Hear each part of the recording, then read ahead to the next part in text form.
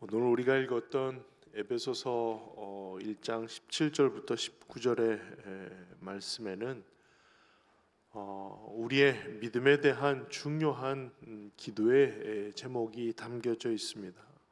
우리가 하나님을 잘 알 수 있도록, 그리고 우리의 눈을 밝히셔서 하나님이 어떠한 분이시고 무엇을 행하셨는지를 분명히 알 수 있도록 간구하는 기도의 제목입니다.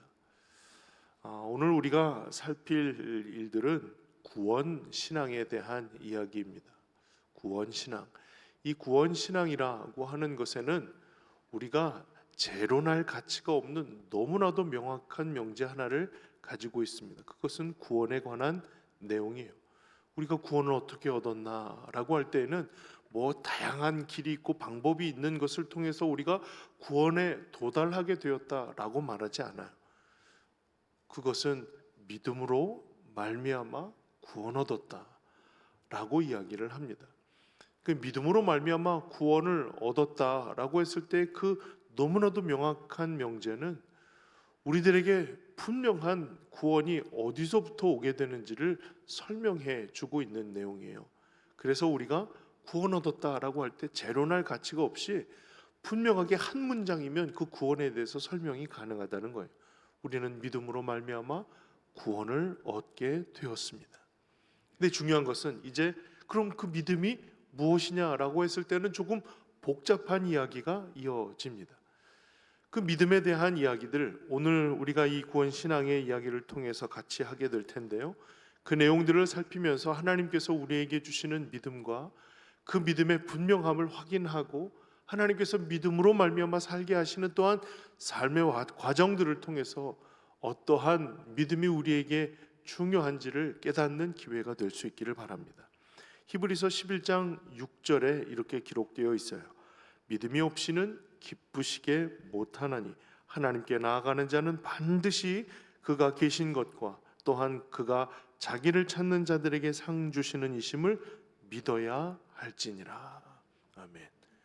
하나님이 기뻐하신대요. 우리의 믿음을 보고 기뻐하시는데 어떠한 믿음인가? 그 믿음의 이야기를 두 가지로 설명하고 있어요.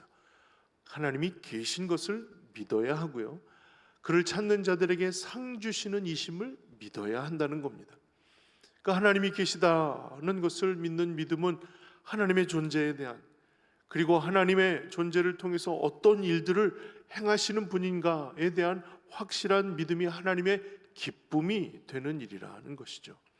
그러니 우리는 하나님이 기뻐하실 하나님에 대한 믿음, 하나님이 무엇을 하시는 분이신가에 대한 확신을 가지고 나아가게 됩니다. 그 믿음의 이야기를 조금 더 구체적으로 해보겠습니다. 이게 구원 신앙이라는 것이 구원에 관한 믿음이거든요. 구원에 이르는 믿음, 구원에 관한 믿음, 구원의 믿음이라고 표현하는 이 믿음의 이야기는요, 세상 안에서 견주어서 이야기할 만한 것이 없어요. 세상에서 찾을 수 있을 때 이것이 우리의 믿음과 비슷합니다, 이렇게 이해하시면 됩니다 라고 이야기할 수 있는 어떤 비교 가치가 없는 독특한 신앙 안에서만 이야기할 수 있는 것이 믿음이라는 거예요. 그렇기 때문에 믿음을 가지고 우리가 믿음이 있네 없네, 그리고 믿음이 이와 같네, 잘 되었네 안 되었네를 세상의 가치 판단의 기준으로 그것을 재단할 수 없는 것이 바로 믿음이라고 하는 겁니다. 그러니 세상에서 믿음을 설명할 때는 확신이나 열심, 헌신 이런 정도의 이야기를 할 수가 있을 겁니다. 어떤 일을 행하려고 할 때, 어떤 과정들을 경험하려고 할 때 가지게 되는 마음의 자신감, 확신, 이런 것이 믿음이라고 한다면요, 이 말씀은 어떻게 우리가 받을 수 있을까요? 야고보서 2장 19절에 이런 말씀이 있어요. 네가 하나님은 한 분이신 줄을 믿느냐? 잘하는도다. 귀신들도 믿고 떠느니라. 귀신들도 하나님이 계신 것을 알고 하나님이 어떤 분이신가를 알고 그 앞에서 떤다는 거예요. 이 믿음이면 되는 거 아닙니까? 하나님이 계신 것 알고 그 앞에 두려워 떨면 그 하나님이 계신 것을 분명히 알 수 있으니까 우리가 가지고 있는 믿음이 이와 같은 믿음을 본받으라 라고 얘기하는 것은 아닐 거 아니겠어요? 차원이 다른 일이에요. 그리고 금송아지를 세워놓고 이거 하나님이다 라고 얘기하고 새벽부터 일어나서 열심히 헌신하고 제사하고 축제를 벌였던 그 열심이나 희생을 이야기한다면 말이죠, 그것만 가지고 우리의 믿음이 좋다라고 판단할 수 있겠는가라는 겁니다. 그 어려운 광야 속에서 새벽부터 일어나서 제사를 하고 헌신하고 축제를 가지고 모든 사람들이 한 마음으로 교제하는 모습들이 참 아름답다, 참 좋은 믿음이다 라고 얘기할 수 있느냐라고 하는 거예요. 그러니까 믿음이라고 하는 것은 하나님과 연관되어서의 과정이에요. 하나님을 아는 지식, 하나님께 대한 헌신, 하나님에 대한 열심, 하나님에 대한 마음, 그것을 고백하는 고백, 하나님이 말씀을 알아듣고 깨닫고 그것을 통하여 나갈 지혜, 모든 것이 총체되어 믿음이라고 표현하는 것이죠. 하나님이 아니어도 우리는 열심을 낼 수 있고, 귀신같이 귀신처럼 하나님에 대한 존재를 알고 그 앞에 떨 수도 있는 일이에요. 그러니까 그와 같은 믿음이 아닌 차원이 다른 믿음을 우리에게 요구하시는 것이라고 할 수가 있습니다. 하나님을 향한 믿음, 하나님께 대한 온전한 믿음을 가지고 있는 것은 그렇기 때문에 세상의 가치, 기준, 이것으로 재단할 수 없는 거예요. 야, 니들이 그러고도 믿음 있는 사람이야. 이거는 우리가 뼈아프게 들어야 할 교훈이고, 또 우리가 온전한 믿음 생활로 본이 되지 못했구나를 돌아볼 일이지, 그것이 믿음의 정도가 어떻고 그것을 가지고 구원을 얻었느니 못 얻느니 라고 하는 재단의 기준, 근거가 되지 않는다는 거예요. 세상이 그것을 판단할 기준이 없는 것은요, 요한복음 14장 17절에 성령을 표현하는 말에서도 이해할 수가 있어요. 그는 진리의 영이라. 성령을 소개하는 거예요. 그는 진리의 영이라. 세상은 능히 그를 받지 못하나니 이는 그를 보지도 못하고 알지도 못함이라. 그러나 너희는 그를 아나니 그는 너희와 함께 거하시며 또 너희 속에 계시겠음이라. 아멘. 이미 신앙 안에서 우리는 성령이 어떤 분이신지, 그가 우리 안에 거하셔서 우리로 하여금 알게 하시고 깨닫게 하시는 모든 과정을 경험하였지만 세상은 그를 받지도 못하고 보지도 알지도 못한다는 거예요. 그러니 그 믿음에 있어서 이야기를 할 때 이것은 지극히 신앙적인 이야기라는 겁니다. 지극히 신앙 안에서 우리가 얘기할 수 있는, 신앙 안에서 이해가 될 수 있는 말들이라는 것이죠. 그러니 오늘 우리의 믿음을 이야기할 때에 세상의 어떤 것과 견주어서 얘기하는 부분이 아니라 온전히 하나님께서 우리에게 요구하시는 하나님의 믿음이 무엇인가를 우리는 분명히 알 수 있어야 할 것입니다. 그 믿음의 시작과 또 그 출발점을 좀 생각해 봅시다. 그 믿음이 어떻게 시작이 됐을까요? 에베소서 2장 8절에 너희가 그 은혜로 인하여 믿음으로 말미암아 구원을 얻었나니 이것이 너희에게서 난 것이 아니요 하나님의 선물이라. 아멘. 믿음으로 말미암아 구원 얻었다라고 하는 너무 간단하고 명료한 분명한 구원에 대한 서술은 이 한마디로 족합니다. 믿음으로 말미암아 구원을 얻었다는 것이 다른 어떤 요소, 조건 필요 없습니다. 믿음으로 말미암아 구원을 얻은 겁니다. 그런데 이것이 은혜라는 거예요. 그리고 그 믿음이 우리에게서 난 것이 아니라 하나님이 우리에게 주신 선물이라는 겁니다. 여기서 우리가 말하고자 하는 이 믿음이라는 것이 세상이 이해하거나 알아들 수 없는 것이라 하는 것이 바로 이러한 이유이겠죠. 여러분 생각해 보세요. 우리의 믿음으로 우리의 구원을 얻은 거잖아요. 누구의 구원을 우리가 채용한 것이 아니라 우리의 구원을 얻은 거잖아요. 우리의 믿음으로. 근데 우리의 믿음이 우리 것이 아니라는 거예요. 사실 이게 계속 쳇바퀴 돌면서 이해가 좀 어려운 말이기는 합니다. 여러분 생각해 보세요. 내 믿음으로 구원을 받은 거잖아요. 그런데 이 내 믿음이라고 할 수 있는 게 내 게 아니라는 거예요. 그럼 이게 누구의 것이고 어디로부터 출발한 것일까요? 내 믿음이 아니라면, 내가 받은 것으로 나의 구원을 이룬 것이라면 이게 진짜 내 구원일까 의심이 될 수도 있잖아요. 그래서 여러 다양한 자유신학의 사람들은 어떻게 해석을 하냐면, 그렇기 때문에 내 믿음이 될 수 있는 구석이 있고 하나님이 채워주신 것이다 라고 이야기를 해요. 그러니까 내 노력도 있고 하나님이 채워주심도 있었기 때문에 가능한 것이다. 아무것도 없는 것 중에서 하나님이 부어주시는 것이 우리들의 믿음이 되고 그것이 구원의 조건이 될 리가 없다는 거예요. 많이 논리적으로 타당한 이야기가 있습니다. 그러나 여러분 혹시 기억하시고 있는지 모르겠지만 우리가 칭의를 이야기하려고 할 때에 우리의 존재 자체가 이미 죽은 존재라 설명을 드렸어요. 혹시 기억이 나시는 분은 나시고 안 나시는 분들이 많으실 텐데 기억이 나는 것처럼 고개를 끄덕여 주시면 제가 용기를 얻겠습니다. 네, 맞습니다. 기억나시죠? 네. 우리는 이미 죽은 존재들이에요. 죽은 존재들에게 무엇인가 좋은 것을 입히고 좋은 것을 먹이고 좋은 것을 한다고 그 죽은 영혼이 영향을 받지 않는다는 것입니다. 그런데요, 하나님께서 죽은 영혼을 살려내신 거예요. 나사로를 살렸을 때처럼 나사로야 나오너라 라고 하는 선언에 나사로가 살아난 것처럼 말이죠. 하나님이 우리를 살리셔서 믿는 존재, 믿을 수 있는 존재로 만드셨다는 것이 전제가 된 거예요. 자, 그러니 그 출발점에서 살기 위해 우리가 한 것이 아무것도 없어요. 그런 존재가 믿음을 받고 나가는 것이 이상할 것이 없는 거예요. 이미 죽었던 존재에게 생명을 불어 넣으신 분이 하나님이시고 하나님이 주권 아니겠어요? 그런데 그 주권으로 살려내신 사람들을 믿게 하시고 그 믿음이 계속 성장하는 게 성화 아닙니까? 그러니 우리들의 삶이 하나님 믿는 믿음으로 더 가까워질 수 있기를 위해서 우리를 살려내신 일이 전제가 되었기 때문에 구원은 은혜가 맞습니다.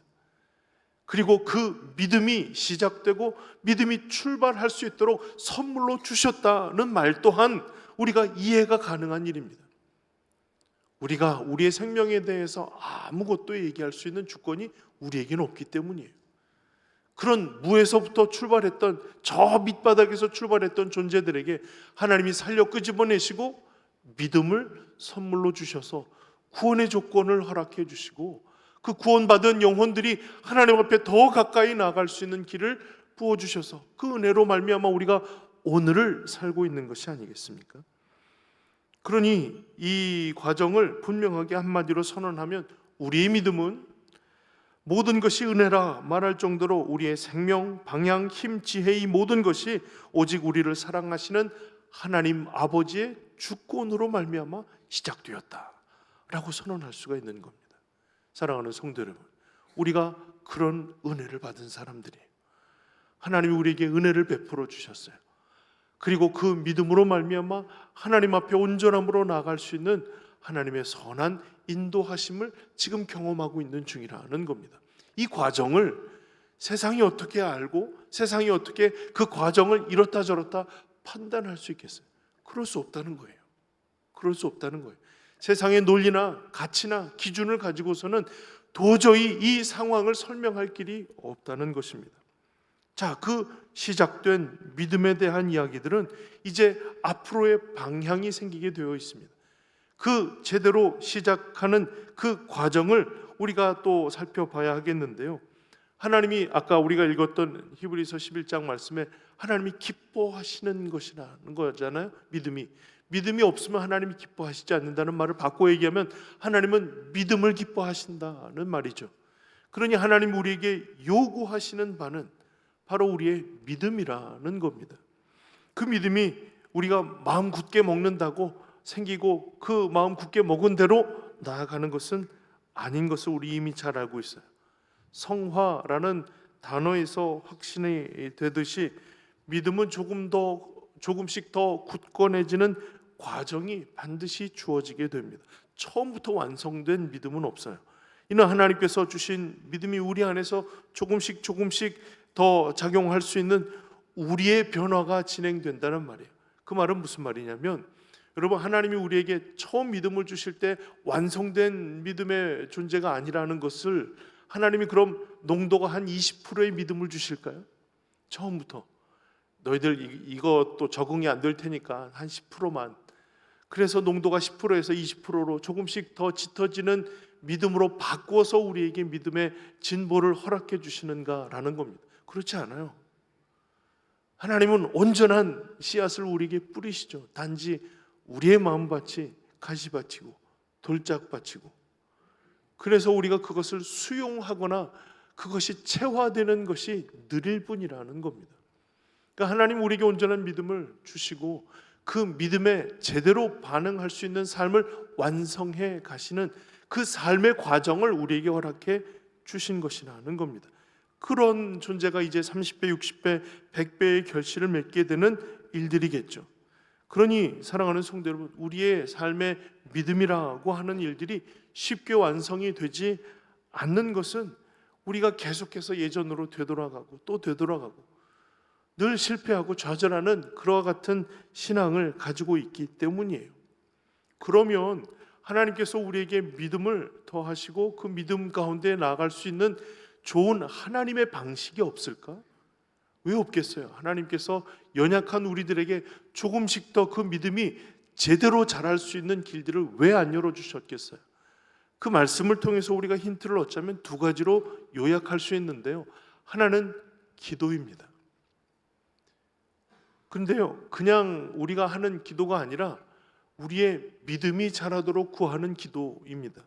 누가복음, 마가복음 9장 24절에 곧 그 아이의 아버지가 소리를 질러 이르되 내가 믿나이다 나의 믿음 없는 것을 도와주소서.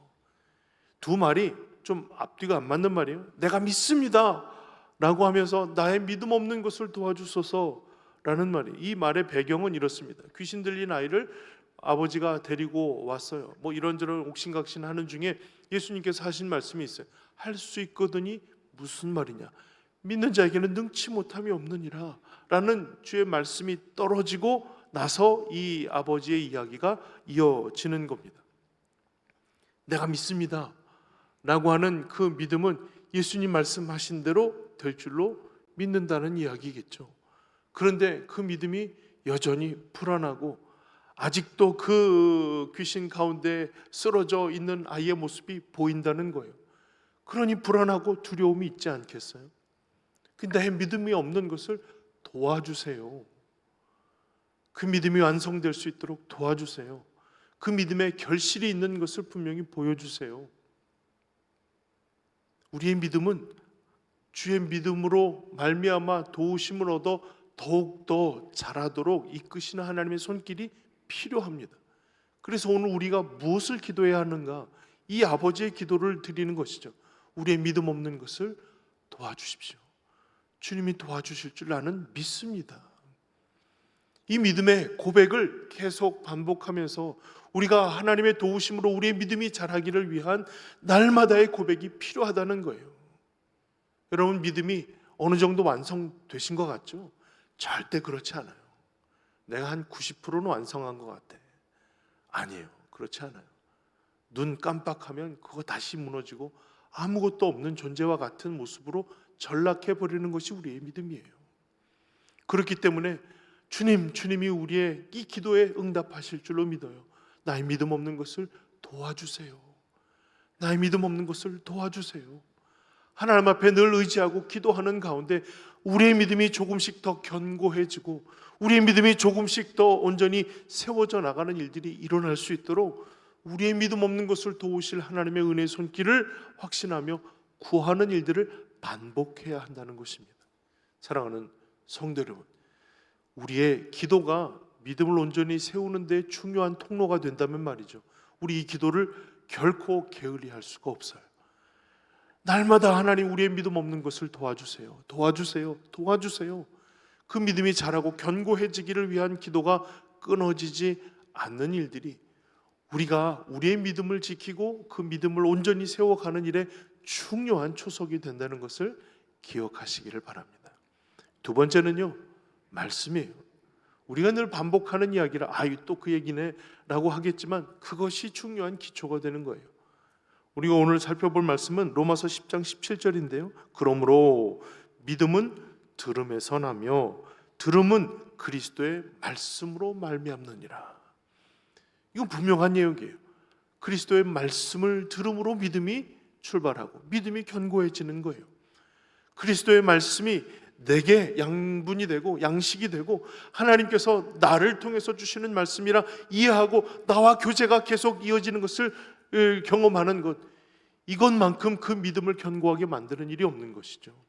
그러니 사랑하는 성도 여러분, 우리가 그리스도의 말씀을 사모하고 읽는 것은 단순히 눈으로 보는 것만을 의미하는 것이 아니라 우리에게 하시는 하나님의 음성을 듣는 일이에요. 그러니 읽는 것을 통해서 하나님의 음성을 듣게 됩니다. 단지 그 말씀을 읽는 페이지를 채워가는 것이 아니라 오늘도 나에게 하시는 하나님의 음성을 듣기를 사모함으로 그 말씀을 읽어가는 것이죠. 그러면 참으로 놀라운 것이 나에게 정말 적절하신 하나님의 음성이 들려지거든요. 낙심하고 힘겨워하는 앞이 보이지 않는 깜깜한 절벽을 걷고 있는 이들에게 분명 그 말씀은 하나님의 위로의 말씀으로 내 마음속에 큰 은혜를 경험하게 하거든요. 어떻게 이 상황을 아실까? 어떻게 이 눈물을 아실까? 어떻게 이 억울함을 아실까? 어떻게 이 두렵고 불안한 우리의 상황을 아실까? 하나님이 우리의 귀에 대고 속삭이시는 음성을 듣는 거예요. 사랑하는 성도 여러분, 그리스도의 말씀을 들음으로 시작되는 이 믿음의 견고함을 세워가기를 주의 이름으로 축원합니다. 그래서 지난주에도 이 말씀 읽는 것에 대해서 강조를 했는데요, 오늘도 다시 한번 강조하게 되었습니다. 시간을 내어서 기도와 말씀을 읽는 일을, 그 말씀을 통해서 우리에게 주신 하나님의 말씀을 듣는 일들을 중요하게 여기고 최우선으로 여기고 그 귀한 삶을 이어갈 수 있기를 주의 이름으로 축원합니다.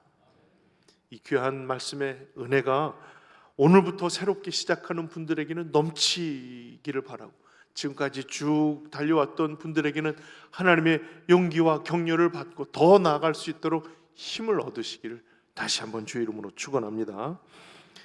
그것이 우리의 기초입니다. 믿음의 기초입니다. 그 위에 건물도 쌓고 많은 것을 생각할 수 있는 기회가 되는 것이죠. 만약 그 기초가 약하다면, 그 기초에 자신이 없다면 말이죠, 우리는 그 위에 건물을 세울 수 없을 거예요. 아니, 세워서 안 된다는 사실을 꼭 기억해야 할 겁니다. 작은 바람에도 무너지거나 작은 창수에도 무너져 버림이 심한 일들이 되어지지 아니하기를 말이죠. 그 일을 위해서 기도와 말씀에 더욱 전념하시고 그 기도를 소중하게 여기며 하나님 주시는 귀한 믿음의 증거들을 쌓아 올리는 귀한 신앙의 전진이 있기를, 진보가 있기를 주의 이름으로 축원합니다.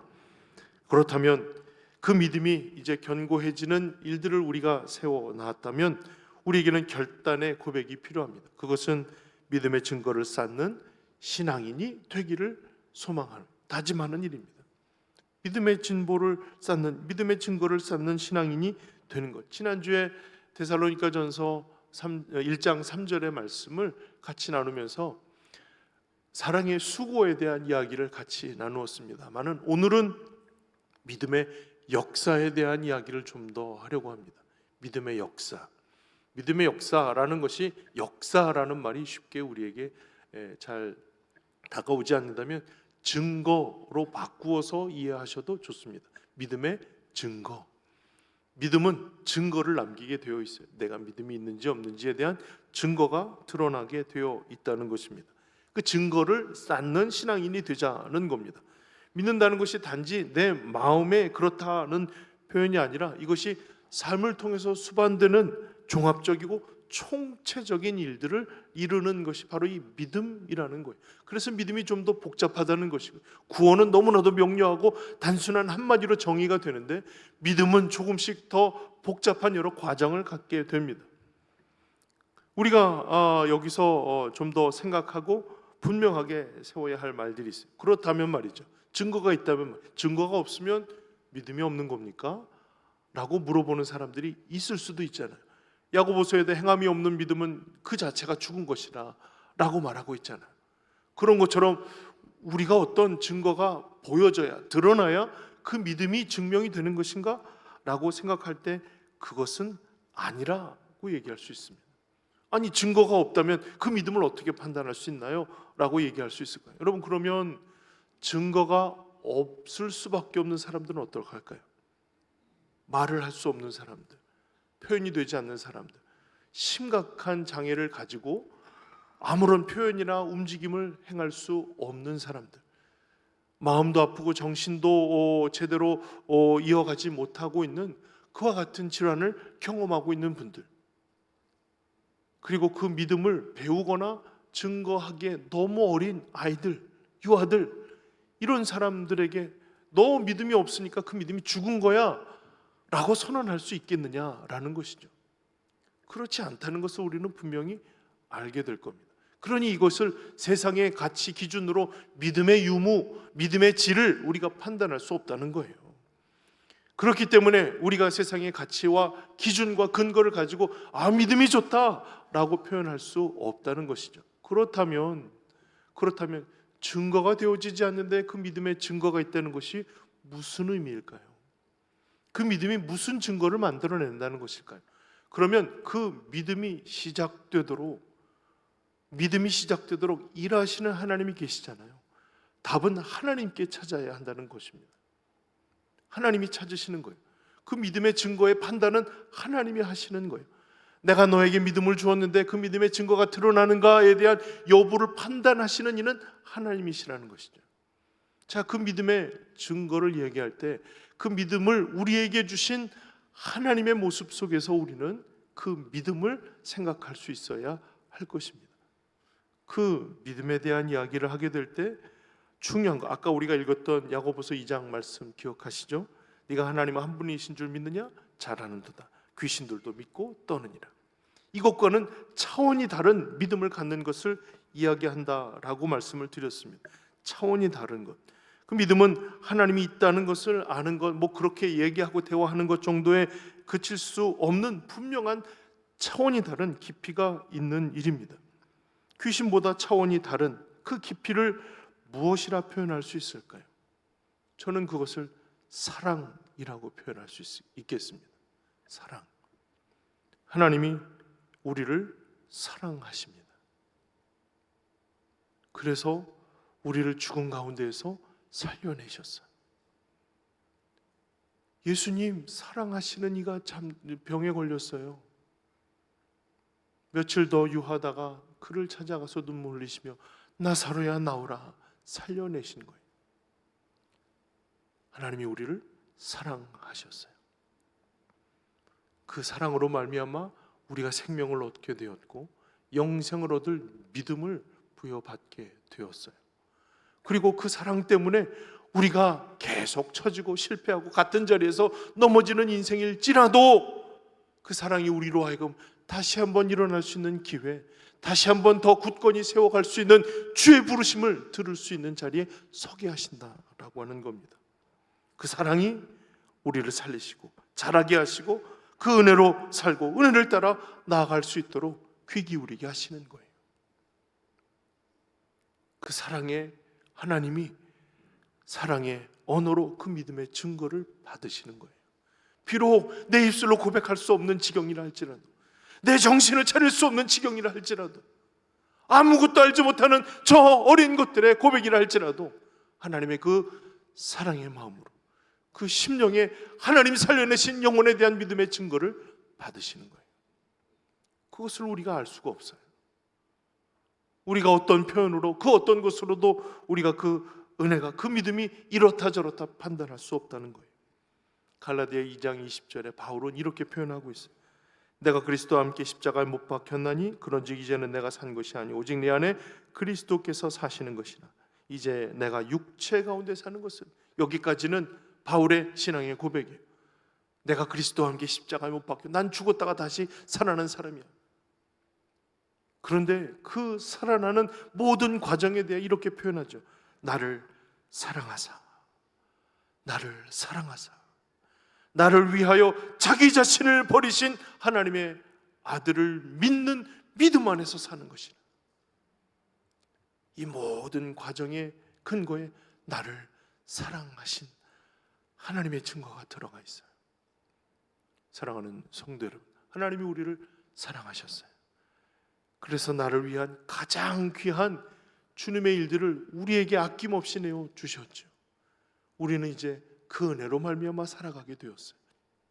그 십자가를 바라보며 그 십자가의 은혜로 주의 이름을 높여 올려드리며 경배하며 살아갈 수 있는 믿음의 진보가 있는 삶을 부여받게 되었다는 말입니다. 그러니 사랑하는 성도 여러분, 내가 하나님의 이와 같은 은혜를 받은 사람이고 이와 같은 은혜로 살아갈 사람이라고 한다면 말이죠, 하나님이 무엇을 기뻐하시는지가 우리의 가장 큰 관심이 되어야 하지 않겠어요? 그가 계신 것과 그를 찾는 이들에게 상 주시는 이심을 믿어야 할지니라. 나를 위해 자신을 내어주신 하나님의 아들을 믿는 믿음 안에서 살아간다 라고 고백하였던 바울의 고백이 우리의 고백이 되어야 할 줄로 믿습니다. 사랑하는 성도 여러분, 이 모든 일들이 하나님께서 우리에게 허락하시는 은혜로 말미암아 구원을 받고 주시는 하나님의 놀라운 역사를 알게 되므로 하나님을 구체적으로 고백하며 찬양하며 그 믿음의 진보가 있도록 이끌어 주심을 경험하게 되죠. 그러나 여전히 또 실패하고 실패할까를 두려워하는 것이 우리의 인생입니다. 그래서 낙심하고 여전히 불안해합니다. 불안해하고 낙심한다고 실패하고 그 자리에서 또 넘어졌다고 하나님이 우리를 포기하고 버리심이 마땅하다라고 여겨질 만한 심각한 상황 속에서도 우리의 낙심과 두려움이 계속되지 않을 이유가 분명히 하나님께 있음을 우리는 기억하고 있습니다. 하나님이 사랑하시는 영혼을 결코 끊어내치지 않는다는 것이죠. 하나님이 우리를 사랑하시는 그 사랑의 질이 결코 어떤 것으로도 방해받거나 끊어내침이 되지 않을 위대하고 든든하고 또 감사할 귀한 사랑이라고 하는 거예요. 우리가 잘 아는 로마서 8장 37절부터 39절에 보면 그러나 이 모든 일에 우리를 사랑하시는 이로 말미암아 우리가 넉넉히 이기느니라. 내가 확신하노니 사망이나 생명이나 천사들이나 권세자들이나 현재일이나 장래일이나 능력이나 높음이나 깊음이나 다른 어떤 피조물이라도 우리를 우리 주 그리스도 예수 안에 있는 하나님의 사랑에서 끊을 수 없으리라. 아멘. 이 귀한 사랑으로 말미암아 우리의 존재가 저 밑바닥에서 하나님이 끌어올리셔서 온전한 변화를 입은 사람이 되었다는 말입니다. 그 사람이 조금씩 더 발전할 수 있는 기회, 조금씩 더 발전할 수 있도록 확장되도록 이끄시는 하나님의 부르심과 인도하심 속에서 우리는 어제보다 조금 더 나은 우리의 믿음을 확인하며 나아갈 수 있을 것입니다. 연약한 우리들은 평소에 하나님을 제대로 인식하거나 신뢰할 수 없는 연약한 상태이기에 하나님이 때로는 기적을 동원하셔서 우리로 하여금 그것을 바라보며 믿고 의지할 수 있도록 인도해 주십니다. 사랑하는 성도 여러분, 그러니 오늘도 우리는 우리의 믿음 없음을 구하시고, 그래서 하나님 도와주세요, 우리의 믿음 없음을 도와주세요 구하시고 신실한 약속의 하나님을 깊이 묵상하면서 우리의 삶을 시작하고자 할 때 하나님께서 여전히 도우시고 말씀해 주셔서 듣게 하시고 끝까지 그 사랑으로 우리를 이끌어 주시는 하나님의 귀한 은혜의 손길을 경험하며 오늘을 살게 되시기를 주의 이름으로 축원합니다. 비록 우리가 연약하고 쉽게 넘어지는 존재이지만, 비록 우리의 입술의 고백이 서툴고 아직 그 믿음이 분변되지 않는 연약한 상태이지만 확신하십시오. 하나님이 나를 살려내십니다. 살리셨습니다. 그래서 우리로 하여금 마땅히 하나님을 고백하며 믿음의 증거를 보이는 삶을 살도록 이끌어 주실 것입니다. 그 증거는 하나님이 알아채시는 거예요. 하나님이 알아주시는 거예요. 하나님이 인정하시는 일이에요. 그러니 사랑하는 성도 여러분, 우리가 하나님께 우리의 인생을 맡겨드리고 인생의 여러 억울하고 답답하고 슬프고 안타까운 일들을 주께 다 맡겨드리고 하나님이 우리의 모든 인생의 주가 되심을 기억하고 주님 앞에 올려드릴 귀한 믿음의 고백과 또 찬양의 고백과 경배의 순간들을 잃지 않는 귀한 주의 성도들이 되시기를 주의 이름으로 축복을 드립니다.